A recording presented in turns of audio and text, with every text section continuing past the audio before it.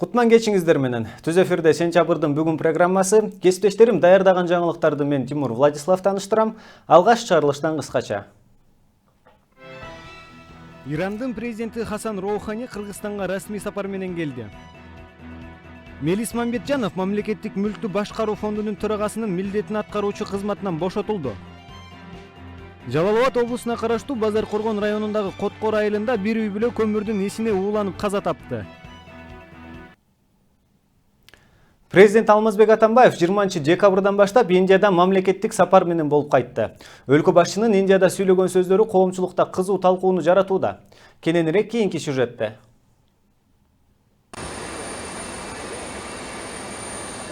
Индияда 16 декабрдан баштап Борбор Азиядагы эки мамлекет башчылары мамлекеттик сапар менен болуп кайтышты. 16 декабрда Тажикстан президенти Эмомали Рахмон барса, 20 декабрдан баштап президент Алмазбек Атамбаевдин Индиядагы мамлекеттик сапары башталды. 1 миллиард 250 миллион калкы бар жана дүйнөдөгү өтө тездик менен өнүгүп келе жаткан байыркы мамлекетти дүйнөлүк аналитиктер жакынкы жылдары экономикалык кубаттуулугу калкынын саны боюнча Кытайды басып өтөөрүн болжолдошууда. Индия Кыргызстан үчүн экономикалык жактан абдан ыңгайлуу мамлекет. Деңиз порторуна чыга албаган Кыргызстан үчүн деңизге чыгуучу эң кыска жол бул Индия аркылуу. Президент Алмазбек Атамбаев Индия президенти Пранаб Мукхерджи менен эки тараптуу жолугушууларды өткөрүп, бир катар келишимдерге кол койду. Ал эми 21 декабрда 30дан ашуун кыргызстандык 150 индиялык бизнесмендин катышуусунда бизнес форум өттү. Бизнес форумда сөз сүйлөгөн Атамбаев Кыргызстанда 1 январдан баштап бизнес үчүн бейиш түзүлөөрүн белгилеп, бизнес кылуу үчүн пара берүү деген түшүнүк жоюлганын билдирип, өлкөгө инвестиция салууга чакырды. С учетом того, что количество проверяющих бизнес с 1 января сократится, наверное, десятки, сотни раз, я мечтал о таких днях.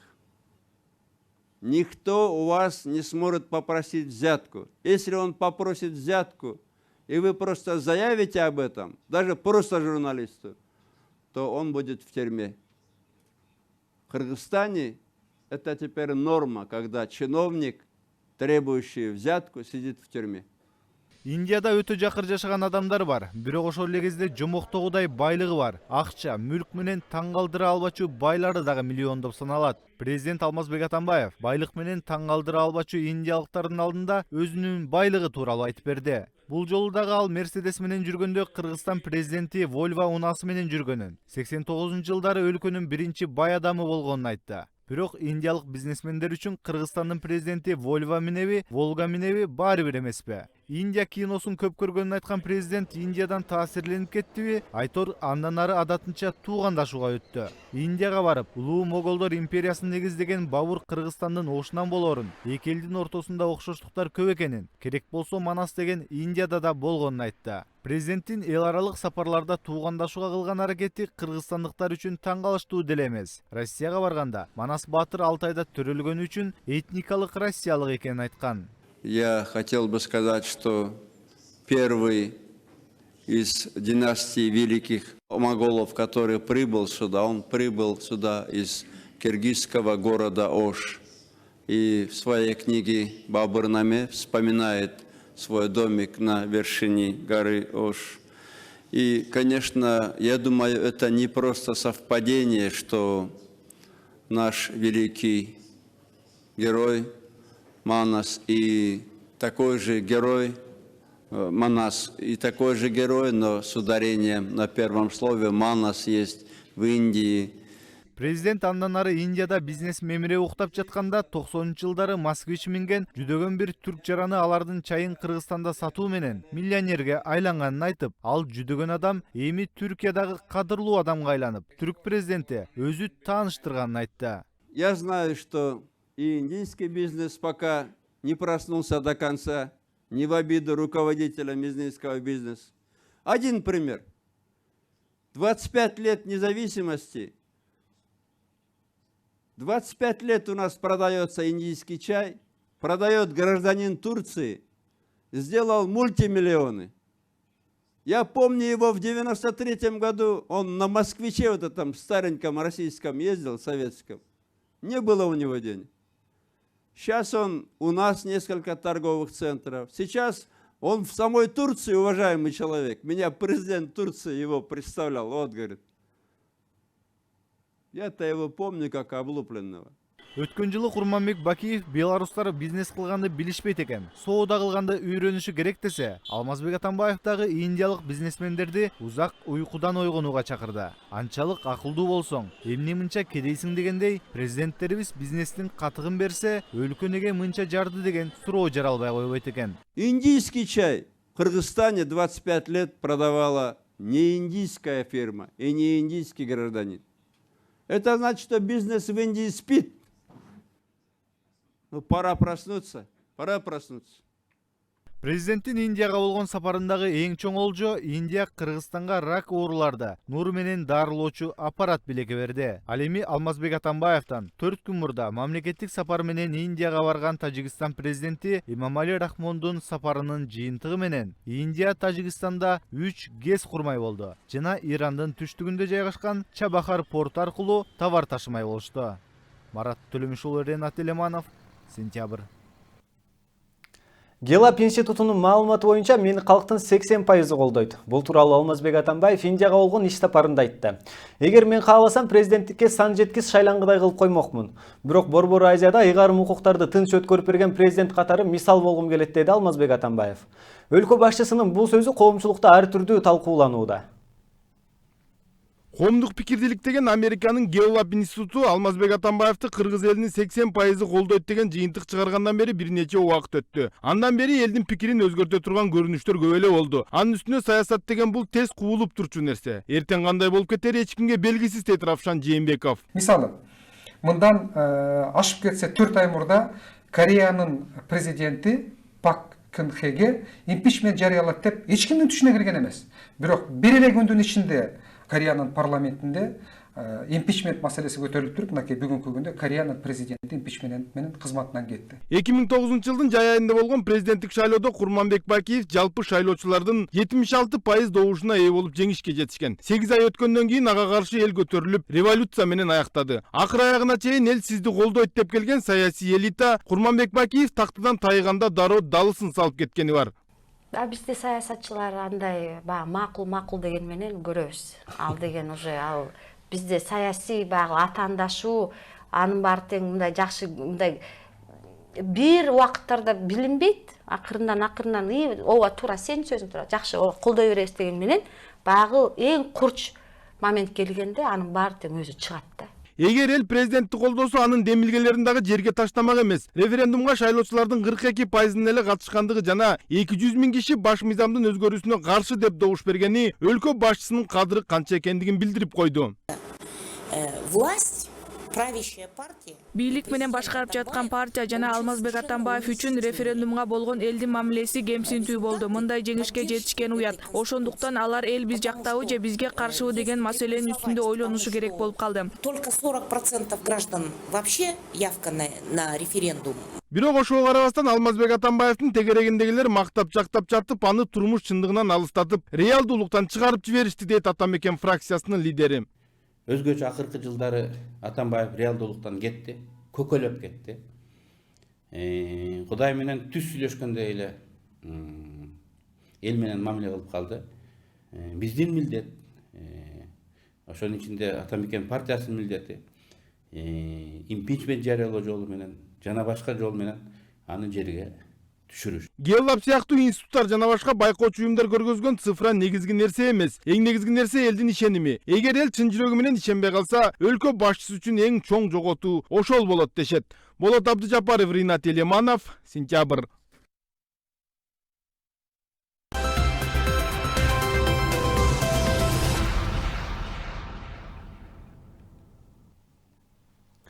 Ирандын президенти Хасан Роухани Кыргызстанга расмий сапар менен келди. Манас эл аралык аэропортунда президент Алмазбек Атамбаев менен официалдуу жолугушуу аземи болуп өттү.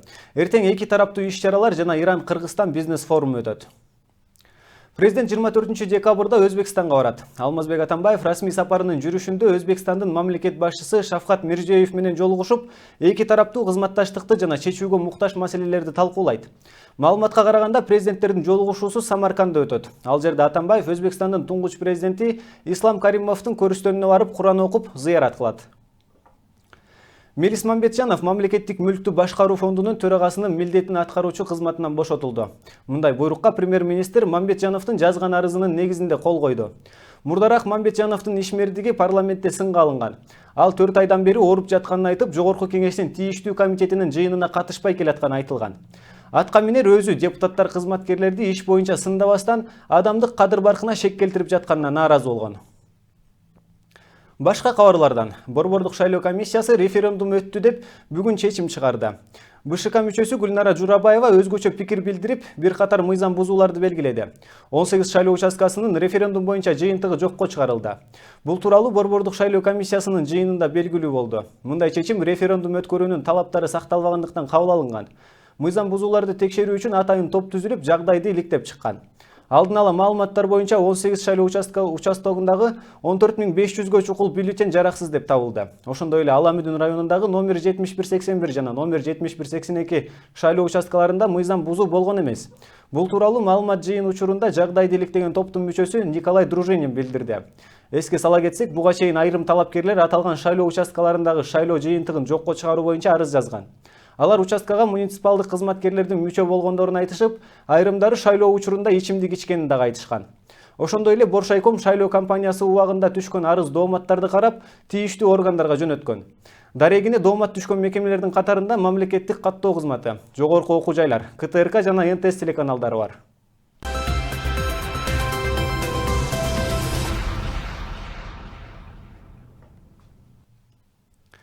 Жалал Абад облусуна караштуу Базар Коргон районундагы Коткор айылында бир үй бүлө көмүрдүн исине ууланып калган.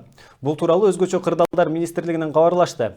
Билдирмеге караганда окуя 22 декабрга караган түнү болгон. Өзгөчө кырдаалдар министрлигинин маалымат кызматынын өкүлү Элмира Шерипова учурда каза тапкандардын өздүгү такталып жаткандыгын билдирди. Чүй облусунда 7 жана 11 жаштагы 2 секелик кызды өз атасы зордуктап жүргөн ачыкка чыкканын Акыйкатчы институту кабарлаган. Маалыматка караганда 6 декабрда парламенттик конституциялык мыйзамдар, мамлекеттик түзүлүш, сот укук маселелери жана регламент боюнча комитети бул кабарды текшерүүнү Акыйкатчыга сунуштаган. Шектүү 4 ноябрда кармалып, азыр Бишкектеги тергөө абагында кармалууда. Окуя боюнча кылмыш иши козголуп, кыздар милицияга зордукталгандыгын айтып беришкен. Кыздардын улуусу атасынан бир нече жолу кордук көргөнүн, муну чогуу жашаган чоң энеси биле тургандыгын айткан. Туугандардын билдиришинче, кыздардын энеси 3 баласын кайненесине калтырып кеткен. Анын азыр кайда экени белгисиз. Акыйкатчы бул ишти өз көзөмөлүнө алганын кабарланды. Ислам мамлекети террордук тобунун катарында 860 кыргыз жараны согушууда. Алардын 180-и аялдар. Бул тууралуу диний абал тууралуу өткөн тегерек столду эл аралык мамилелер боюнча эксперт Чынара Эсенгул билдирди. Анын айтуусунда учурда экстремисттик уюмдар тыштан адамдарды чакырбай калышты. Алар бул жакта кылчу эч нерсе жок. Андыктан өзүңөрдүн өлкөңөрдө теракттарды уюштургула деп жатат дейт. Чынара Эсенгулдун айтуусунда буга Берлиндеги, Анкарадагы теракттар далил жана алар көбөйүүсү мүмкүн. Эми алдыдагы жаңылыктардан кыскача. Нарында Саякбай Манасчынын айкели муздан чегилди. Нарын шаарынын Борбордук аянтына муздан чегилген аю, илбирис, койон жана короздун айкели коюлат. Кыргызстандын өзүндө өндүрүлгөн унга кошумча нарк салыгын кайрадан киргизет. Кыргызстандын футбол командасы FIFA рейтингинде жогорулады. Парламенттин 22 декабрындагы жалпы жыйынында КСДП фракциясынан депутат Рыскел Димонбеков Токтогул кесиндеги бир агрегаттын иштебей калышына байланышкан маселени көтөрдү.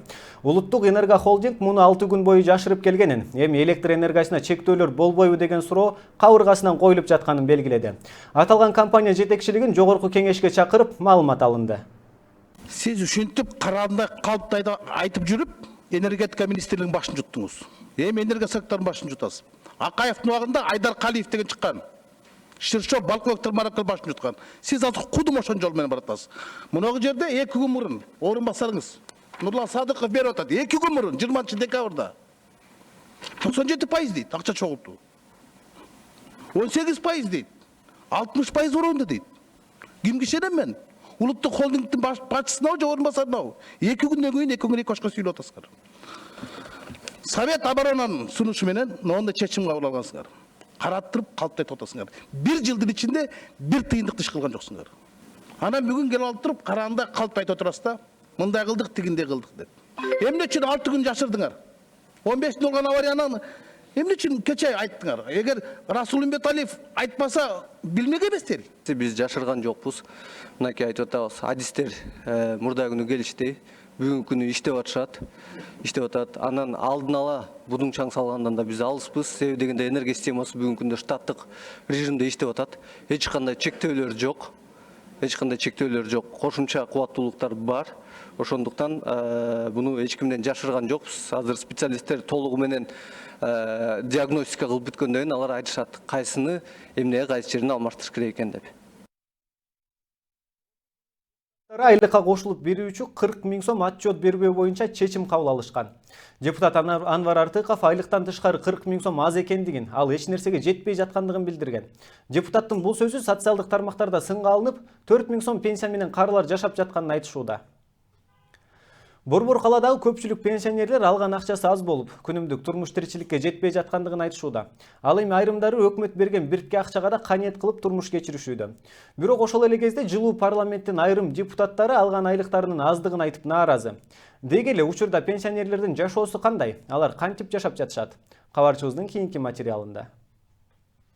65 жашка чыккан Азим Маркаев өмүрүнүн дээрлик көп бөлүгүн түрдүү тармакта эмгектенип өткөргөн, жаштыгынан, ден соолугунан ажыраган каарманыбыз учурда 4 000 сомдон тегерегинде пенсия алат. Жыл сайын ден соолугуна байланыштуу Баткен облусунан Бишкек шаарына келип дарыланып турат. Алган акчасы дары-дармекке дагы жетпей, эптеп жан сактап жашап жатканын айтат. Алган пенсия жетпейт да, продукты, көмүр тонналары 4 000-5 000 болуп атса, бизге пенсиядан башка каражат, биз пенсияда жумуш болбосо, жумушка жаш кеткен иштелбесе кандай эметебиз биз? Жашап турабыз да эмзектеп.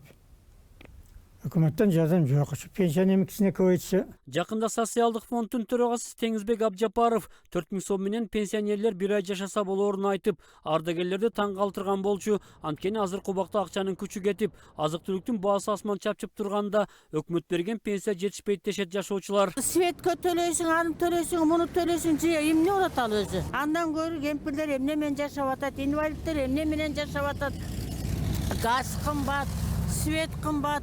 Ундун наркы тигиндей, ушу несчастный картошка же ошондой болгондон кийин анан кийин башкага сөз жок да. Базардын сатуучуларда азык-түлүк алганы келген пенсионерлер ар дайым арзан товарларды алышып, акчаларын үнөмдүү пайдаланарын айтышат. Ал эми шаардыктардан пенсияңар жетеби деген сурамжылоо жүргүздүк. Каякта жетет? 4300 алам. Эчтекеге жетпейт. Сейчас вот за отопление надо. Ну, за все, конечно, мало. Жаңа 3 ай болду, 3800 сом алам. Жетпейт, конечно, каяка жетпейт. Пенсиям аябай аз, эч нерсеге эле жетпейт. Пенсия сакты жетпейт. Мен пенсиям аз. 3700 эле. Жетпейт эмне үчүн? Иштейм да башка жерде. Кайча жакта иштейсиз? Бөгөтөктө. Охранник болуп иштейм. Ардагерлердин дээрлик бардыгы жетпейт. Уул кыздарыбыз жардам берет деп жооп беришти. Бирок бала чакасы жок карылардын көргөн күнү кандай болду экен деген суроо да жаралбай койбойт. Пенсия системасы реформага муктаж. Себеби пенсия алуучулардын ортосунда айырмачылыктар жогору. Статистикалык изилдөөлөрдүн натыйжасында өлкөдө орточо жашоо минимуму 7 000 8 000 деп көрсөтүлгөн. Андыктан өкмөт белгилеген каражат менен жашоо мүмкүн эместигин айрым эксперттер билдиришет. Социалдык система, социалдык коргоо, анын ичинде пенсиялык система бүгүнкү күндө кескен реформага өтө зарыл. Ошону жасаш керек, ага барыш керек. Себеби мамлекеттин ичинде иштеген чоң кызматтагы адамдарыбыз дагы ошо эл үчүн, мамлекет үчүн деп иштешет. Эгерде бул функциясын, бул жоопкерчилигин сезбеген адам болсо, андай адамды бийликке жолотуп да кереги жок. Картаңдар мынтип жарыбаган акчага жан багып жаткан учурда парламенттин айрым депутаттары айлыгынан сырткары накталай берилген 40 000 сомдагы аздык кылаарын белгилешти. Андыктан кара башынын гана камын ойлогон жетекчилер качан карапайым калкты ойлойт деген суроо азырынча жоопсуз калууда. Рустам Алымбаев, Сентябрь. Нарында Саякбай Манасчынын айкели муздан чегилди. Нарын шаарынын Борбордук аянтында муздан чегилген аю, Элбирис, койон жана короздун айкели коюларын аймактык кабарчы билдирди. Нарын районуна караштуу Учкун айылынын тургуну Адилет Кутбидин уулу быйыл бийиктиги 2 метрге жеткен жаныбарлардын айкелин жасоодо. Муну менен бирге бийиктиги 3 метр болгон саат мунарасын дагы жасап жатат. Айкелдер даяр болгондон кийин ал шаардын аянтына коюлат. Белгилей кетсек, былтырдагы Нарын шаарынын Борбордук аянтына муздан чегилген маймыл менен пингвин коюлган эле. Маселе жөө жүргөн адамдарда эмес, аларга түзүлбөгөн шартта болгондугун Жогорку Кеңештин депутаты Тазабек Икрамов билдирди. Эл өкүлү 21 декабрь күнү Жогорку Кеңештин отурумунда административдик кодекске өзгөртүүлөрдү киргизүү тууралуу мыйзам долбоорун талкуулоодо жарандардын коопсуздугу максатында жөө жүргүнчүлөргө жолдон өтүп кетиши үчүн жол чырактарына кошумча 30 секунд убакыт бөлүп берүүнү сунушун киргизген. Анын айтуусунда Бишкек шаарындагы жол тыгындарын чечүүнүн шарттары каралбаган. Ошол эле кесилиш жолдордо кошумча светофор орнотулбаган.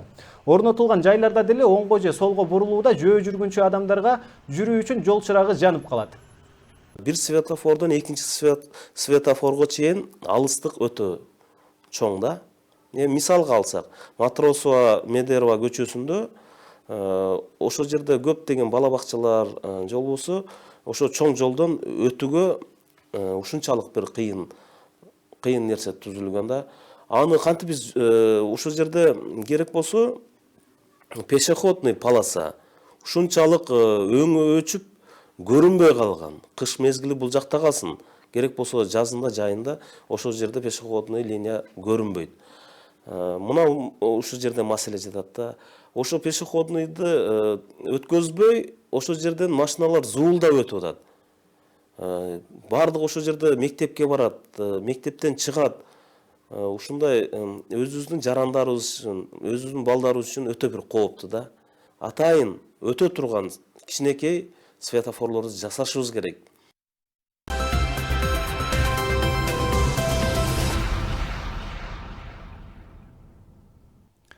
Кыргызстандын өзүндө өндүрүлгөн унга кошумча нарык салыгы кайрадан киргизилет. Бул туурасында өкмөттө мыйзам долбоору сунушталып жатканын Экономика министрлигинин салык башкармалыгынын башчысы Кубан Айдаралиев билдирди.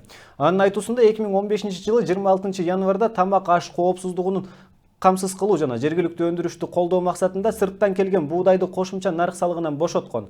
Ал эми Кыргызстанда өндүрүлгөн ундан кошумча нарык салыгы алынбайт. Бирок Казакстан жана бир катар эл аралык уюмдар унга кошумча нарык салыгын киргизүүнү сунуштап, өкмөт аны колдоого алууда. Муну менен бюджетке түшүүчү салык 500 миллион сомго чейин көбөйөлөрү пайдаланууда. Кирген буудайдын саны көбөйбөй эле тескерисинче азайып атат. Демек, мен ойлойм, балким кошуна Казакстан тарабынан да бир чектөө болуп атабы. Ошонун негизинде биз өзүбүздүн жана өндүрүштү колдойлук деген максатка жете албай атабыз. Ошол себептүү бул 1 жыл болуп калды. Эми ошону кайра алсакпы деген ниетте ошо жаңы мыйзамды жылдырып атабыз. Азыр жанагы 23 ноябрдан бери өкмөттүн сайтында турат. Өкмөттүн мугалимдер үчүн ипотекалык программанын алкагында берилүүчү жеткиликтүү турак жайларды алууга жаш мугалимдердин, врачтардын чама-чаркы жетпей келет. Мындан улам жаш кадрларды колдоо үчүн берилген депозит программасына бөлүнгөн акча каражатын ыктыяры жергиликтүү турак жай программасына көтөрүү демилгесин эл өкүлү Наталья Никитенко сунуш кылды. Госипотечный компании Ипотекалык турак жайлардын баасы кымбат экендигин баарыбыз эле көрүп айтып жүрөбүз. Ал эми жаш мугалимдерди, дарыгерлерди колдоо үчүн депозит программасы кайда иштелип жаткандыгын эч ким билбейт. Мен биринчиден депозит программасы кандай иштеп жаткандыгы жөнүндө өкмөттүн маалыматын сурайт элем. Эгер ал программа ийгиликтүү иштеп жатса, эмне үчүн жеткиликтүү турак жай алууга шарт түзүп бербейбиз? Мисалы, депозит аркылуу жаш кадрлар ипотекалык турак жайга төлөөгө шарт түзсөк, алар үчүн бир кыйла жеңил болмок. Которые уже действуют. Өткөндөр даңкталбаса, тирүүлөр баркталбайт. Улуу ата мекендик согушта башка өлкөлөрдө курман болгон жоокерлердин сөөгүн мекенине кайтаруу боюнча мыйзам иштебей жаткандыгын ата мекен фракциясынын депутаты Айда Салянова эске салып, бул маселеге кайдыгер караган өкмөттү сынга алды. Анын айтымында аталган маселе боюнча акча каражаты кечеңдетип бөлүнүп, өздөштүрүлбөй калган. Мамлекет бир өзүнүн иш планы болуш керек да. Ошол биринчи элчилерди милдеттендириш керек. Экинчиден бир чоң жашнакай иш планын түзүп алып, аларды бул жерге, Кыргызстанга, өзүнүн киндик каны тамган жерге акырын бир которушубуз керек да. Башка мамлекеттер ушундай чоң маселелерди ойлонуп атат да, биз жазылып турган нерсени, мына 20 жыл болду, жазылып турган нерсени аткара албай атабыз. Мен жана бекеринен айткан жокмун, көпкө чейин түшүнбөй жүрүштү деп. Эми эртең башка чиновник келип алып, дагы башкача түшүнбөсүн деп, бүгүн атайын мыйзам жазып, так, дааны эки ача түшүнбөгөндөй кылып мыйзам жазып, коомдук талкууга киргизип атам. Ошону дагы Ашыбек Мойдунович маселени жакшы билген киши катары сиз өзүңүз да көзөмөлдөп өкмөт менен кошо колдоп коюшуңуздарды суранам. Белорусиялык Өлкөңдүн эртеңи порталы мурдагы советтик республикалардын эң бай адамдарын аныктаган. Ага Кыргызстандан бизнесмен Дордой базарынын негиздөөчүсү Аскар Салымбеков кирген. Советтер Союзу тарагандан кийин өлкөлөрүндө чоң байлык топтогон адамдардын арасында Аскар Салымбеков 10-орунду ээлеген. Кыргызстанда байлыкты ченөөчү ыкма жок болгондуктан Салымбековдун байлыгы 1,5 миллиард доллардын тегерегинде деп бааланган.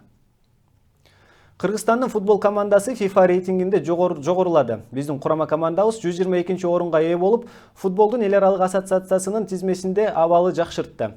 Эскерте кетсек, өткөн жайдын рейтингинде 124-орунду ээлеп келген. Декабрдын жыйынтыгы менен 9 тапка көтөрүлүп, 92-орунга чыккан Руанда командасы мыкты деп аталды. Ал эми 26 орунга төмөндөп 151-сапка түшүп кеткен Кубанын курамасы эң начар команда деп табылды. Рейтингдин алдыңкы 3 сабы өзгөрбөстөн калып, аны Аргентина, Бразилия жана Германия ээлеп турат. Кыргызстандын футболчулары декабрда бир да оюн өткөргөн эмес. Ушуну менен бүгүнкү жаңылыктарыбыз соңуна чыгат. Алдыда эртеңки күндүн аба ырайы тууралуу маалымат менен кесиптешим тааныштырат. Амандыкта көрүшөлү. Саламатсыздарбы? Алдыда эртең күнгө карата аба ырайы менен мен Айжамал Эсенбек кызы тааныштырам. Эртең 23-декабрда көпчүлүк аймактарда кар жаашы күтүлөт. Жолдор тайгак жана тоңголук болуп, тоолуу аймактарда кар күрткүсү күтүлөт. Батыштан соккон шамалдын ылдамдыгы секундасына 4-9 метрден, айрым жерлерде 15-20 метрге жетиши күтүлөт.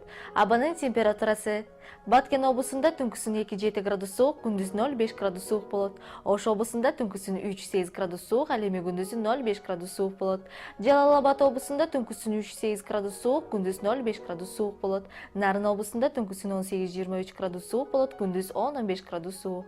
Талас өрөөнүндө түнкүсүн 6-11 градус суук, күндүз 2-7 градус суук болот. Ысык көлдө түнкүсүн 4-9 градус суук, ал эми күндүзүн 0-5 градус суук болот. Чүй өрөөнүндө түнкүсүн 3-8 градус суук, күндүз 2-7 градус суук болот. Ал эми Борбор каласы Бишкекте түнкүсүн 5-7 градус суук, күндүз 2-4 градус суук болот. Сиздер эртеңки күнгө карата аба ырайы тууралуу маалымат алдыңыздар. Саламатта калыңыздар.